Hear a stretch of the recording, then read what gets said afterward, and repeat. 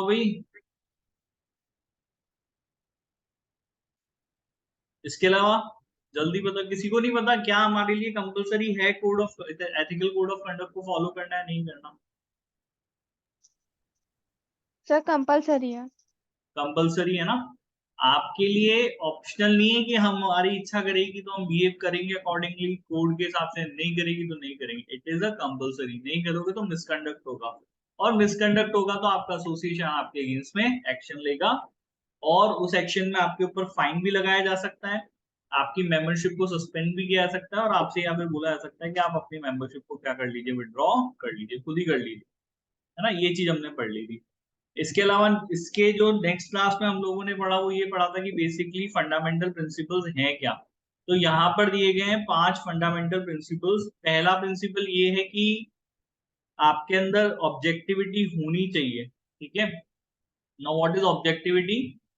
Objectivity का मतलब है professional accountant must not allow bias, conflict of interest और undue influence of others to compromise professional और business judgements. ठीक है, तो ऑब्जेक्टिविटी से यहाँ पर ये समझ, ये आपको कहना चाहते हैं कि भाई आपको ऑब्जेक्टिवली ये बताना पड़ेगा कि भाई किसी भी बिजनेस में क्या चल रहा है क्या नहीं चल रहा है, ठीक है? वो आपके पर्सनल उससे इन्फ्लुएंस नहीं होना चाहिए। जैसे मैं अगर मान लो, अगर मेरे रिश्तेदार हैं और उनकी कंपनी है, और अगर मुझे दिख रहा है कि वहां पर सही नहीं चल रहा है, क्योंकि वो मेरे रिश्तेदार हैं और उससे इन्फ्लुएंस होकर के, ठीक है, मैं अपना ओपिनियन जो है वो चेंज कर दूं, तो ये अ, जो है वो सब्जेक्टिविटी कहलाती है। ऐसा नहीं होना चाहिए। तो आप अगर नहीं हो ऐसा, मतलब अगर पहली बात तो कि भाई मेरे रिश्तेदारों को के कंपनी में जाकर के मेरे को एज अ ऑडिटर काम करना ही नहीं चाहिए, वेरी फर्स्ट थिंग। और अगर चला भी गया हूँ कुछ बात है तो भी मेरी ऑब्जेक्टिविटी जो है वो मेंटेन रहनी चाहिए। ये आगे बात समझ में क्लियर है? मेरे जजमेंट जो है वो क्या नहीं होने चाहिए, वो इन्फ्लुएंस नहीं होने चाहिए। आगे बेटा बात समझ में? आप यस और नो? ये पहला पॉइंट हम लोग पढ़ चुके यस थे सर। ऑब्जेक्टिविटी को लेकर के, ठीक है? नेक्स्ट है हमारा बिहेवियर जो है प्रोफेशनल होना चाहिए। अब जो भी प्रोफेशनल बिहेवियर कैसे होगा भाई? बिहेवियर आपका प्रोफेशनल कैसे हो सकता है? प्रोफेशनल हो सकता है कि भाई जब जो भी रिलेवेंट लॉज एंड रेगुलेशंस है उसको आप कंप्लायंस करें, ठीक है? और ऐसा आपका कोई काम नहीं करेंगे जिससे कि आपके प्रोफेशन को डिस्क्रेडिट मिले, आपका प्रोफेशन का अपमान हो, ऐसा कोई काम नहीं करें। आपका बिहेवियर जो है वो कैसा होना चाहिए? प्रोफेशनल होना चाहिए। इसके अलावा professional competency and due care, ठीक है? आप प्रोफेशनली कॉम्पिटेंट होने चाहिए हो ताकि क्लाइंट्स को अच्छे से हम लोग कंसल्ट कर सके, उनका काम अच्छे से कर सके। अगर कोई डॉक्टर इलाज ही नहीं करना जानता तो फिर वो प्रोफेशनल कॉम्पिटेंट नहीं है डॉक्टर कहलाने के। ये चीज हो गई। ड्यू केयर, ध्यान रख के आपको अपना काम करना चाहिए। इसके अलावा इंटीग्रिटी, दैट इज ऑनेस्टी, आपके अंदर ऑनेस्टी होनी चाहिए काम करने के लिए। और लास्ट जो पॉइंट हम लोगों ने क्लास में डिस्कस किया था, कॉन्फिडेंशियलिटी, मतलब कि क्लाइंट और आपके बीच में जो भी इंफॉर्मेशन है वो आप किसी तीसरे व्यक्ति के साथ क्या नहीं करेंगे बेटा? शेयर नहीं करेंगे। ये कॉन्फिडेंशियलिटी। ये हमारे 5 जो है वो फंडामेंटल प्रिंसिपल्स हैं हमारे एथिक्स के।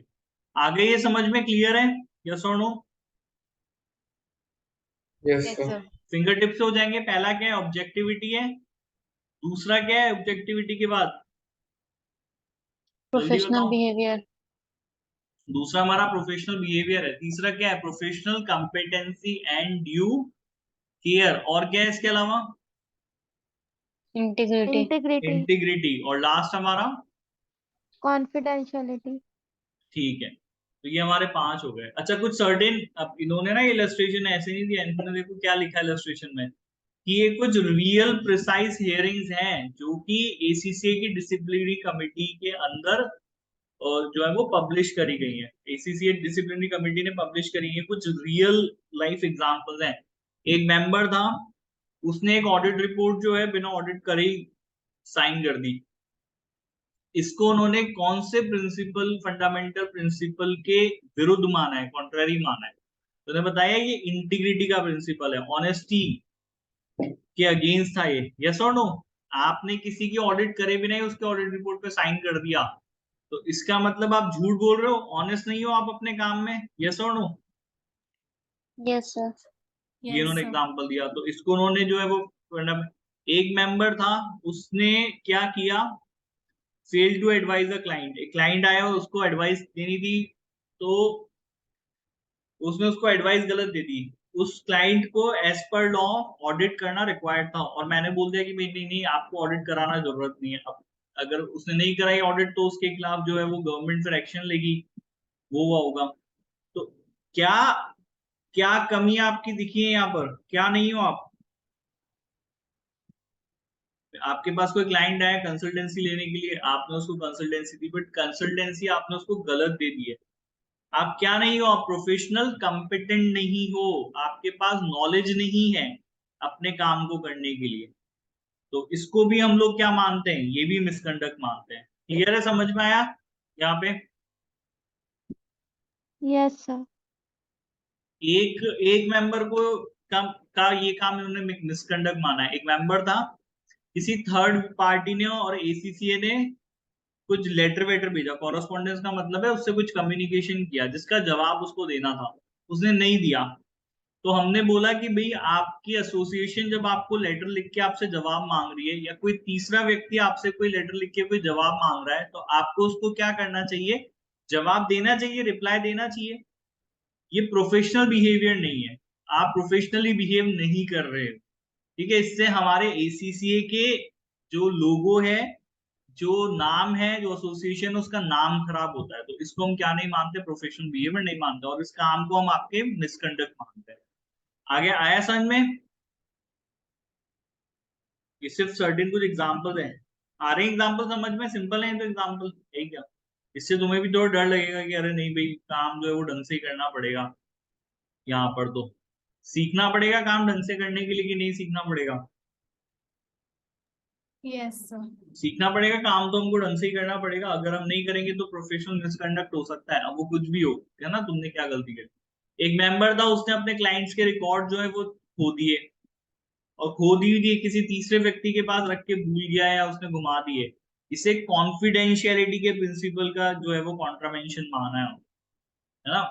अब पहली बात तो मैंने किसी तीसरे व्यक्ति को दिए ही क्यों वो रिकॉर्ड्स, मुझे देने चाहिए मेरे क्लाइंट के रिकॉर्ड, क्या मुझे किसी थर्ड पर्सन को देने चाहिए, नहीं देने चाहिए? No sir. नहीं। और इसके अलावा एक मेंबर था जिसने कंपनी के शेयर्स खरीदे हुए थे और उसी कंपनी में वो ऑडिट भी कर रहा था।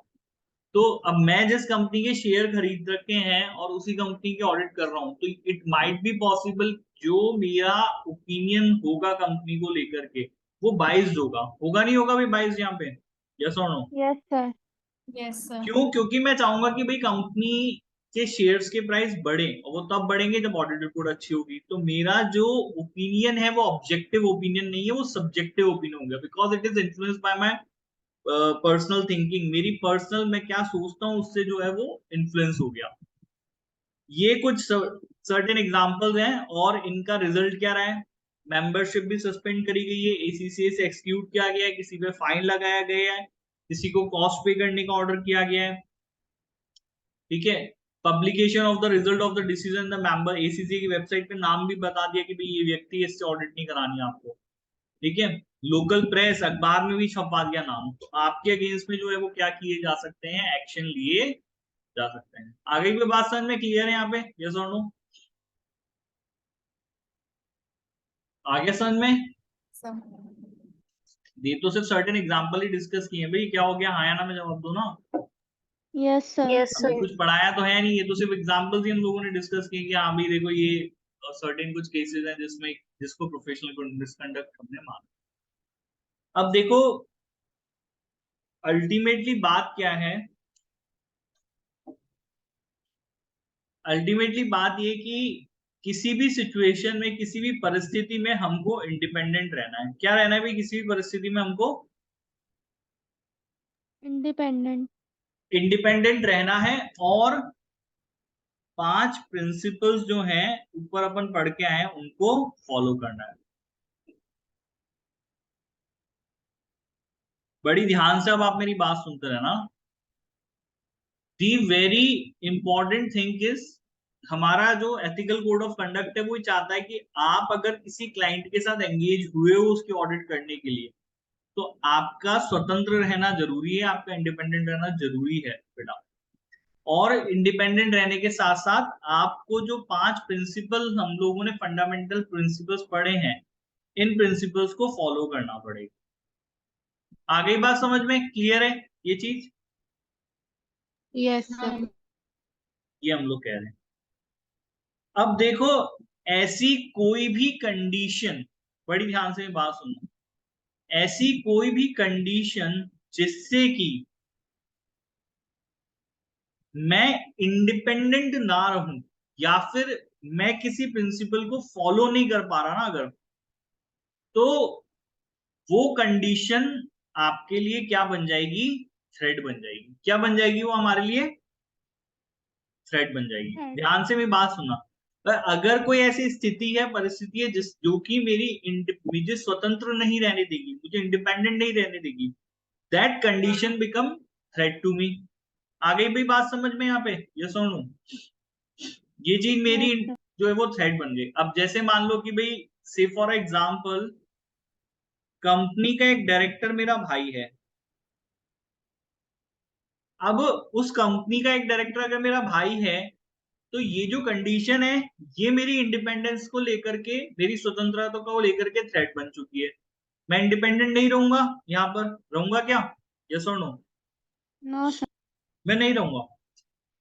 तो जब आप किसी क्लाइंट के साथ एंगेज होंगे, बड़ी ध्यान से भी बात सुनना, ठीक है? तो जो आपकी फर्म है या आप एज अ ऑडिटर आप अकेले हो या फिर आपके साथ और भी ऑडिटर्स हैं, तो आपको at the time of engagement, देखो क्लाइंट आया तो पैसा आएगा, आएगा ना भाई? क्लाइंट आया तो पैसा आएगा नहीं आएगा?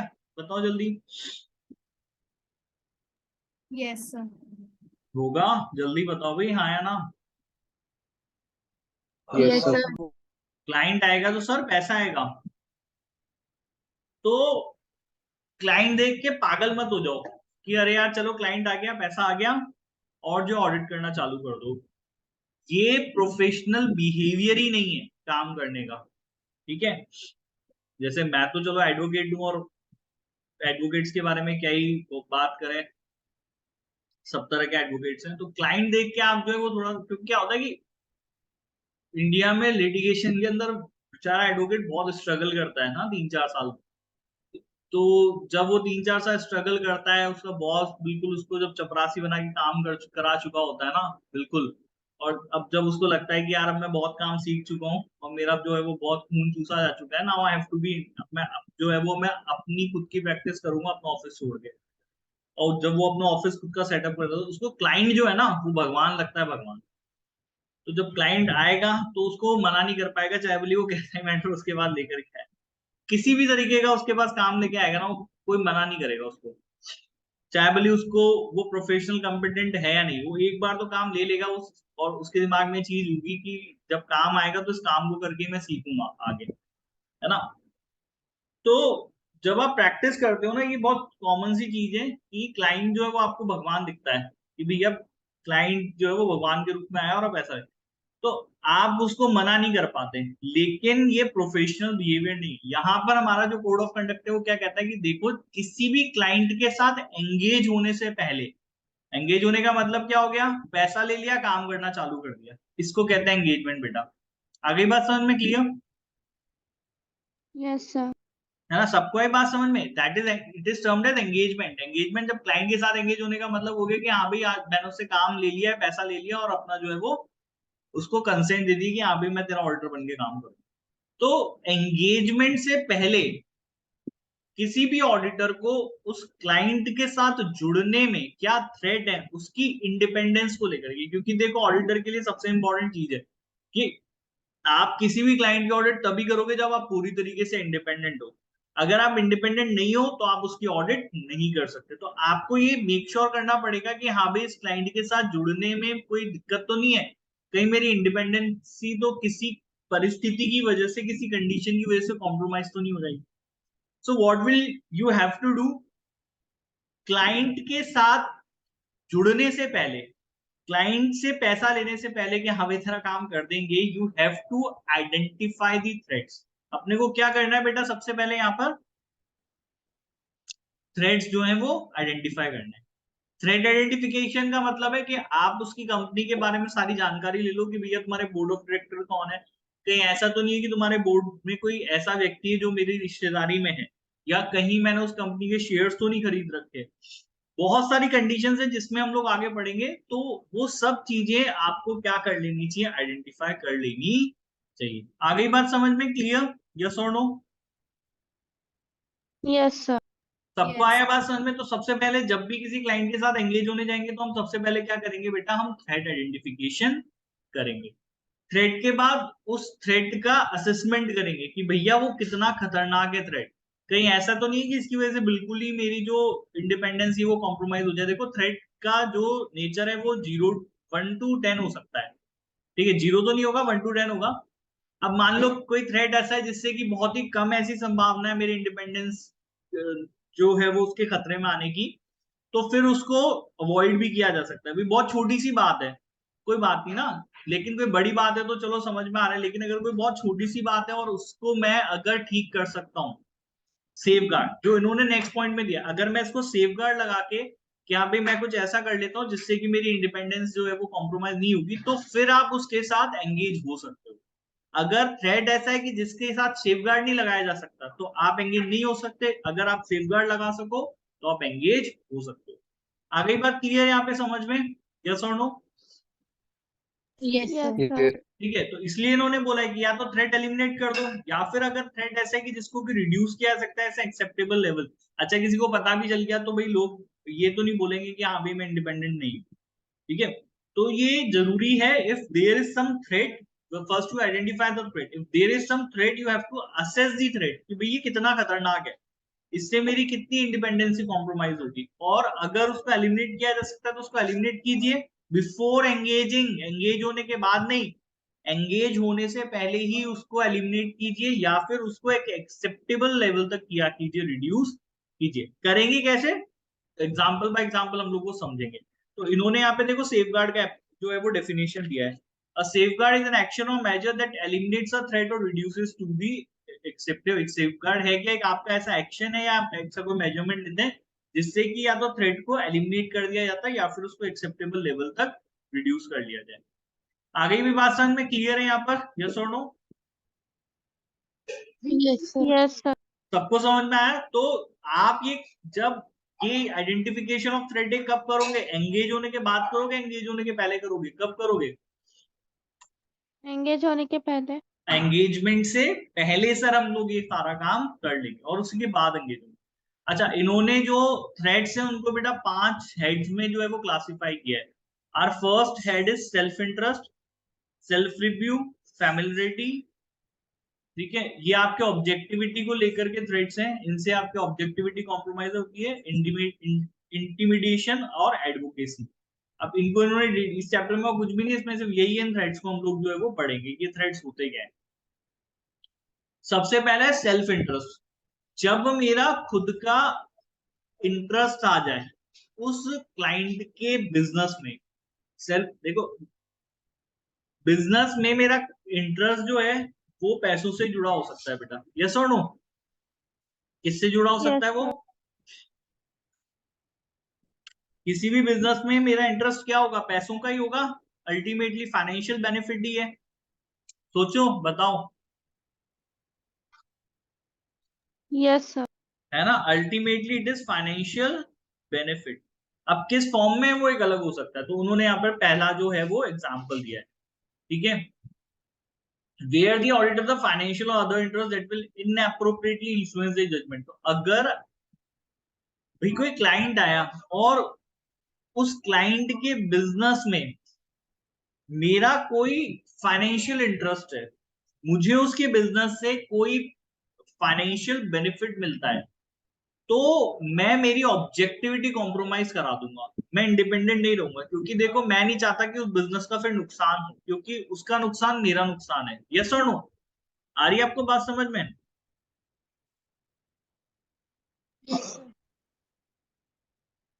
आई बात समझ में आई कि क्या आप किसी बिजनेस का नुकसान कराना चाहोगे जिसमें आपका खुद का फाइनेंशियल इंटरेस्ट है? एक बात बताओ। No sir. नहीं? No. तो आपका ओपिनियन जो भी रहेगा वो फिर इन्फ्लुएंस्ड ओपिनियन रहेगा, आप इंडिपेंडेंट नहीं रहोगे।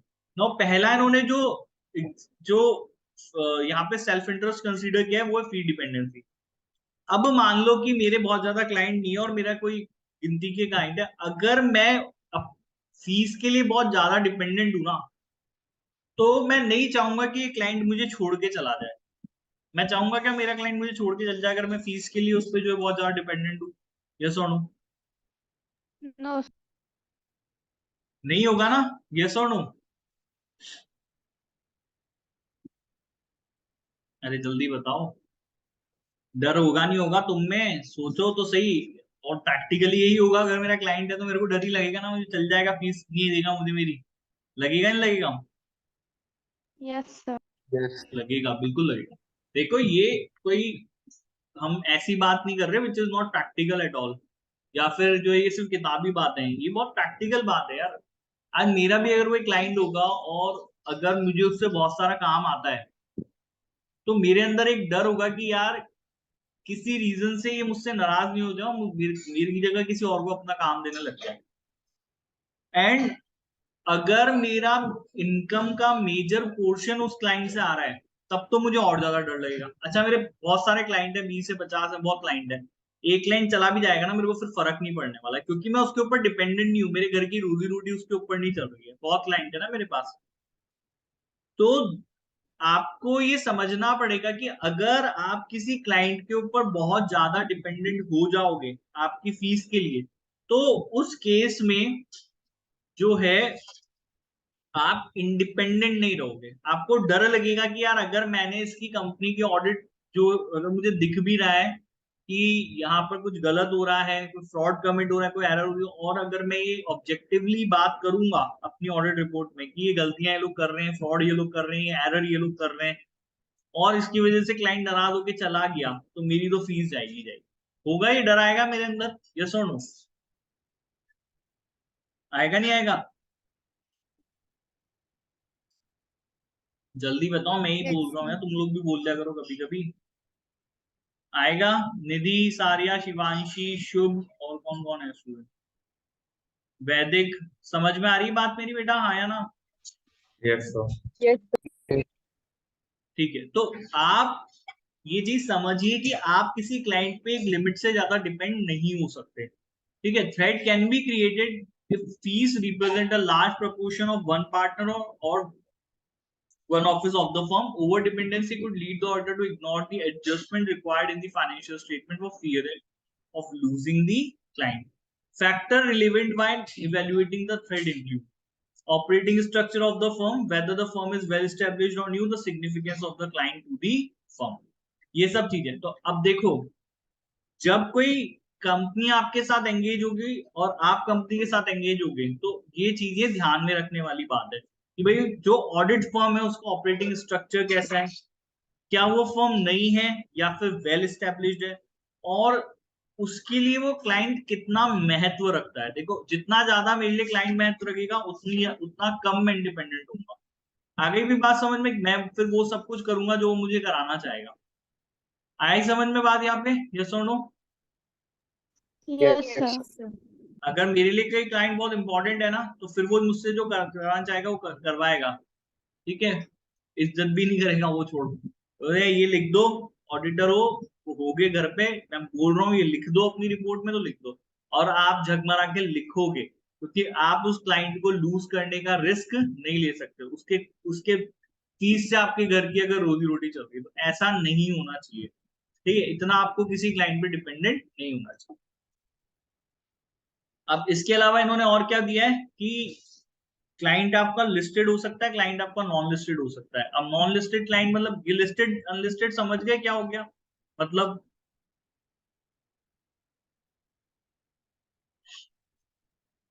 लिस्टेड नॉन लिस्टेड याद आ गया नहीं आ गया? ये सुनो,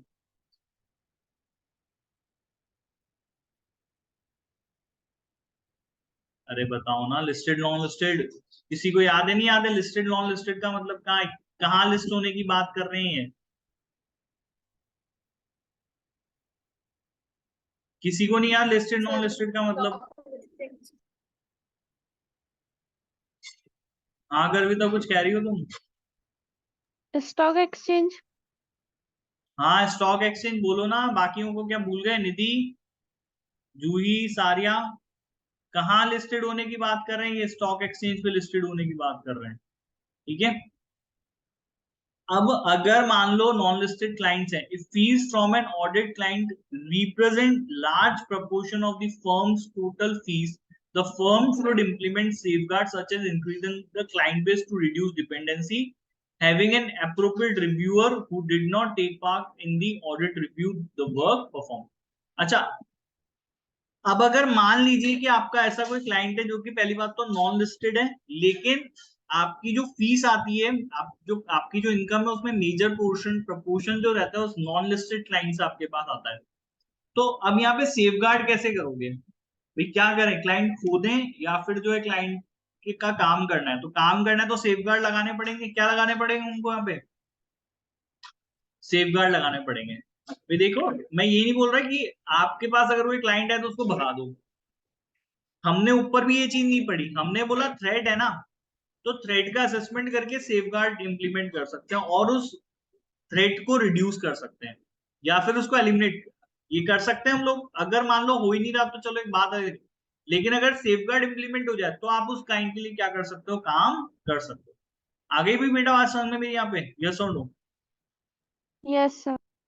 ठीक है, तो ये क्या कह रहे हैं कि मान लो कोई कंपनी है जो कि लिस्टेड भी नहीं है और आपकी जो ऑडिट फीस है आती है, आपकी जो इनकम होती है उसमें लार्ज प्रोपोर्शन उसकी फीस का रहता है, तो आपको करना क्या चाहिए? आपको दूसरे क्लाइंट बनाने चाहिए ताकि उसके ऊपर से डिपेंडेंसी आपकी कम हो जाए, ठीक है। अगर मेरे पास एक क्लाइंट है और मेरे पास अगर और मैंने 3-4 क्लाइंट बना लिए तो अब मैं उसके ऊपर जो मेरी डिपेंडेंसी वो क्या हो गई? कम हो गई। तो भैया थ्रेड था पहले, तो फिर जब मेरे 3-4 क्लाइंट बन गए तो अब ये थ्रेड मेरा क्या हो गया? यहाँ पर रीजनेबल लेवल तक रिड्यूस हो गया। हो गया भाई रिड्यूस यहाँ पे? यस और नो? है ना भाई? जब क्लाइंट Yes, एक sir. ही है जब तो आप डिपेंडेंट ही हो, लेकिन क्लाइंट जब 3-4 हो गए तो फिर अब मेरी डिपेंडेंसी क्या हो गई? ये रिड्यूस हो गई। अब मैं उसके बातों में नहीं आऊंगा, अब मुझे पे दबाव नहीं बना सकता। मैं बोलेगा ज्यादा तो बोलूंगा भैया ये ले तेरी ऑडिट रिपोर्ट देता हूँ, मैं तो अपने आप को तेरे से डिसएंगेज कर लेता हूँ, मैं नहीं करूंगा तेरा काम, ठीक है। तो जब आपके क्लाइंट बढ़ेंगे तो आपकी डिपेंडेंसी ऑटोमेटिकली क्या हो जाएगी? रिड्यूस हो जाएगी। आ गई भाई बात समझ में आप? यस और नो? Yes, sir. जल्दी बताओ भाई, हाँ या ना? यस और नो? सबको आई बात समझ में? पहला हम क्या कर सकते हैं? पहला थ्रेड को रिड्यूस करने का तरीका ये है कि आप अपना क्लाइंट बेस बढ़ा ले। क्लियर है बेटा? समझ में आया यहाँ पे? यस और नो? Yes, sir. क्या कह रहे हो गर्विता? Yes. रुको एक सेकंड, मैं अपना कैमरा बंद करता हूँ, मुझे आवाज नहीं आती। क्या कह रहे हो? Yes, sir. बोल. गर्विता में वॉइस ना क्लियर नहीं आ रही है, मुझे मैसेज करो क्या कह रहे हो। सर कुछ नहीं, यस सर बोल रही हूँ। अच्छा चलो ठीक है। और फिर ये दूसरी बात क्या कह रहे हैं? Having an appropriate reviewer who did not take part in the audit review the work performed। अच्छा, इसके अलावा हम क्या कर सकते हैं? हम एक काम कर सकते हैं,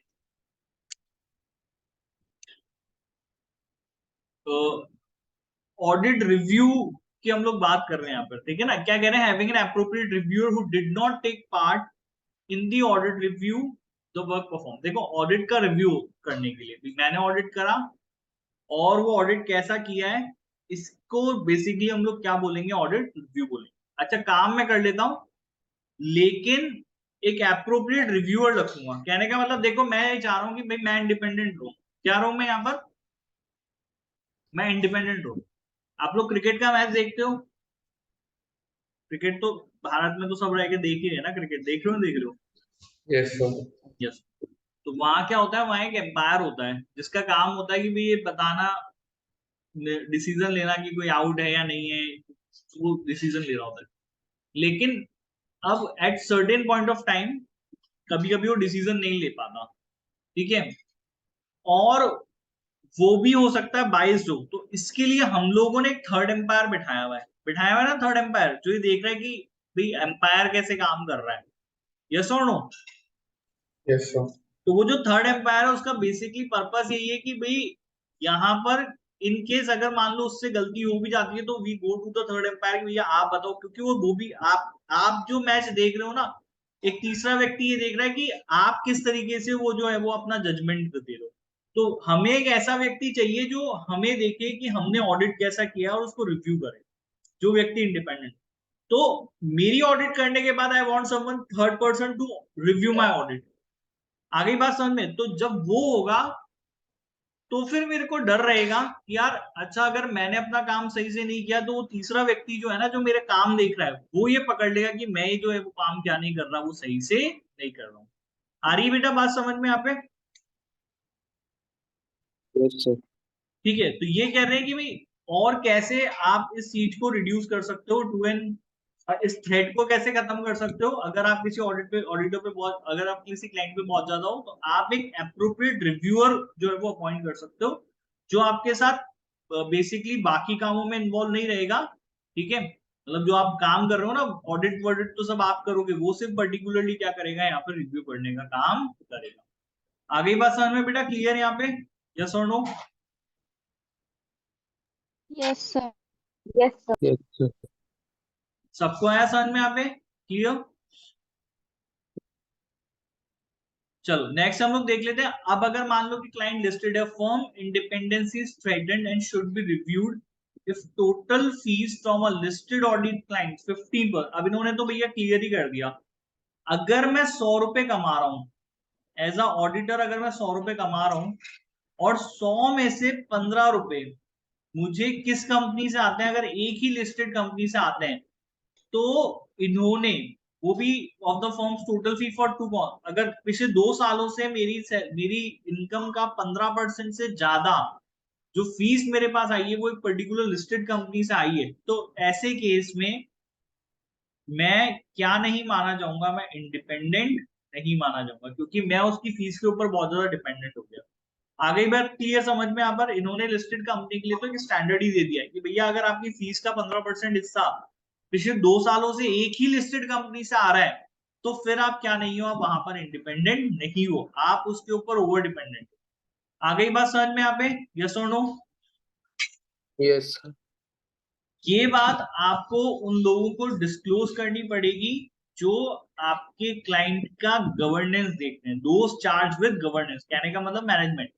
ठीक है, तो जब मैं उनके साथ एंगेज होऊंगा तो मुझे, वैसे हर साल एंगेजमेंट आपका चेंज होता है ना, तो आप हर साल उनको बताओगे कि भाई देखो हम लोग इंडिपेंडेंट नहीं है, क्योंकि हमारी 15% जो रेवेन्यू है वो सिर्फ आप ही से आ रहा है। ठीक है, An engagement quality review should be performed by a person not a member of the audit firm expressing the opinion। ठीक है, और करना कुछ नहीं है इसमें, होगा भाई जैसे ऊपर वाले में बात किया था, एक थर्ड एम्पायर की जरूरत है, यहाँ पर भी हमको एक थर्ड एम्पायर की जरूरत है। तो एंगेजमेंट क्वालिटी रिव्यू आपको करना पड़ेगा, करवाना पड़ेगा ऐसे व्यक्ति से जो ऑडिट फर्म का मेंबर नहीं है, मतलब मेरी फर्म में नहीं काम करता है, एक तीसरा व्यक्ति बुलाओ, वो ये रिव्यू करे कि हमारी एंगेजमेंट का जो हम एंगेज हुए हैं और उसके बाद जो हम काम कैसा कर रहे हैं, और वो फिर अपना opinion they by the professional regulator. This can be perform either a pre-issuance review before the second year audit opinion is issued or a post-issuance review on the second year audit before the third year audit opinion is issued।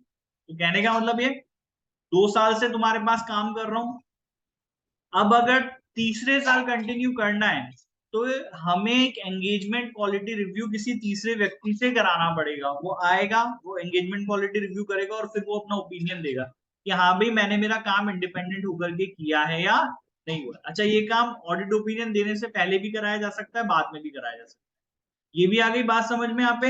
Yes और no? Yes, sir. ठीक है, दोनों में ज्यादा कोई फर्क नहीं है लिस्टेड और अनलिस्टेड कंपनी में। अनलिस्टेड कंपनी में कोई स्टैंडर्ड इन्होंने नहीं दिया था, लिस्टेड कंपनी में तो स्टैंडर्ड दे दिया कि 15% से ज्यादा आपकी 2 कॉन्सेक्यूटिव ईयर्स से अगर ज्यादा फीस आ रही है तो फिर हम आपको इंडिपेंडेंट कंसीडर नहीं करेंगे, आप ओवर डिपेंडेंट। आ गई भी बात समझ में? क्लियर है यहाँ पे? यस और नो? Yes, sir. सबको आ गई क्या? जूही और कौन है? Yes, sir. निधि, सारिया, Yes, sir. शिवांशी, शुभ, Yes, sir. वैदिक, सबको आ गया ये वाला पॉइंट समझ में यहाँ पे? Yes, Yes. sir. ठीक है ना? तो लिस्टेड नॉन लिस्टेड कंपनीज में बस इतना सा ही फर्क है और ज्यादा कुछ फर्क नहीं। ठीक है। If fees significantly exceed 50%, a pre-issuance review should be performed. If a post-issuance review would not reduce the threat to an acceptable level. ठीक है, तो अगर 15% से भी ज्यादा आपकी फीस उसी पर्टिकुलर कंपनी से आ रही है, क्लाइंट से आ रही है, तो फिर एक प्री इश्यूएंस रिव्यू आपको करना पड़ेगा। मतलब ओपिनियन देने से पहले आपको तीसरे एम्पायर को बुलाना पड़ेगा, तो भैया तुम आकर के रिव्यू करो। ठीक है, pre-issuance review should be performed if a post-issuance review would not reduce the threat to an acceptable level. तो आपको लगता है कि अगर ओपिनियन इशू करने के बाद जो है वो रिव्यू लेने का कोई फायदा नहीं है, क्योंकि उससे जो थ्रेट है वो एक्सेप्टेबल लेवल तक कम नहीं होगा, तो ओपिनियन देने से पहले आपको क्या कराना पड़ेगा, रिव्यू कराना पड़ेगा। आगे भी बात समझ में क्लियर है यहाँ पे, यस और no? Yes, sir. Yes, sir. ठीक है, आज के लिए इतना ही पढ़ रहे हैं, कल इसको फिर फर्दर कंटिन्यू करते हैं। कल हम और थ्रेड्स के बारे में पढ़ेंगे जिसपे गिफ्ट्स एंड हॉस्पिटैलिटी है। ठीक है भाई, समझ में आया? यहाँ पे कोई डाउट हो तो पूछो। क्लियरली समझ में आया आज यहाँ पर? Yes, sir. Yes, sir. चलो ठीक है, तो इस क्लास को आज यहाँ पे खत्म करते हैं, कल इसको फर्दर कंटिन्यू करेंगे। Bye, good night.